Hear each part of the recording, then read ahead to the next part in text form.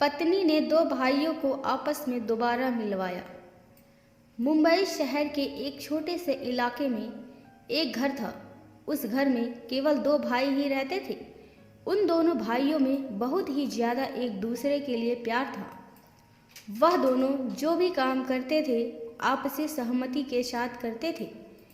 अगर दोनों में से किसी एक की असहमति होती थी तो वह काम वह नहीं करते थे। साथ आना जाना, घूमना फिरना, खाना पीना सब साथ में होता था। एक बार रोज की तरह दोनों भाइयों में मजाक मजाक में ही उनकी लड़ाई हो जाती है। इस बार की लड़ाई सुलझने वाला नहीं था और ज़्यादा बहस में ही दोनों भाई अलग हो जाते हैं। एक दूसरे को गाली देते हैं और एक दूसरे पर आरोप लगाने लगते हैं। यह बहस इतनी बढ़ती गई कि दोनों भाई की आपस का रिश्ता टूट गया। रमेश घर के बाहर चला जाता है और नरेश उसे कुछ भी नहीं बोलता और इस तरह दोनों भाई का रिश्ता खत्म हो जाता है। 3 साल बीत जाते हैं। नरेश एक बहुत ही बड़ा बिजनेसमैन बन जाता है। उसके पास किसी चीज़ की कमी नहीं होती।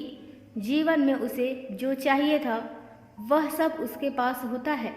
एक अच्छा घर और प्यारी सी पत्नी जिसका नाम रिया था। वह जल्द ही एक बच्चे का पिता भी बनने वाला था। वहीं दूसरी ओर रमेश छोटी मोटी जॉब करता था। रिया के डिलीवरी का टाइम होता है और उसके पेट में दर्द उठता है। तब रिया अपने पति नरेश को फ़ोन करती है। नरेश फ़ोन उठाता है।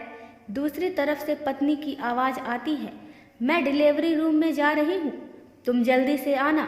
नरेश जल्दी से अपने ऑफिस से निकल जाता है और गाड़ी की चाबी उठाता है और गाड़ी तेज़ी से भगाता हुआ अपनी पत्नी के पास पहुँचने की कोशिश करता है, क्योंकि वह अपनी पत्नी से वादा किया होता है कि वो उसके डिलीवरी के समय उसके साथ रहेगा। अचानक से उसकी गाड़ी बीच रास्ते में खराब हो जाती है। बहुत स्टार्ट करने पर भी उसकी गाड़ी स्टार्ट नहीं होती। फिर वह जल्दी से गाड़ी को साइड में लगाता है। उसके तुरंत बाद वह जल्दी से एक कैब बुक करता है और हॉस्पिटल के लिए निकलता है।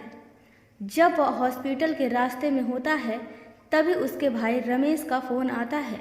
नरेश अपने भाई का फ़ोन डिस्कनेक्ट कर देता है। फिर रमेश मोबाइल पर मैसेज भेजता है कि भाभी और बच्चा दोनों स्वस्थ है भैया, लड़की हुई है।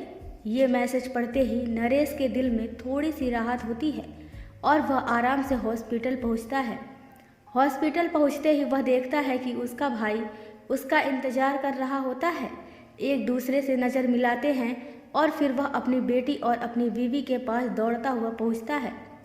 तब रिया बताती है कि वह और रमेश लंबे समय से एक दूसरे के संपर्क में हैं।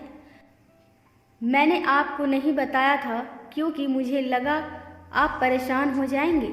और फिर रमेश इसी दिन का इंतज़ार कर रहा था कि जिस दिन हमारा बच्चा आएगा उस दिन वह आपको सरप्राइज़ देगा और सुलह कर लेगा।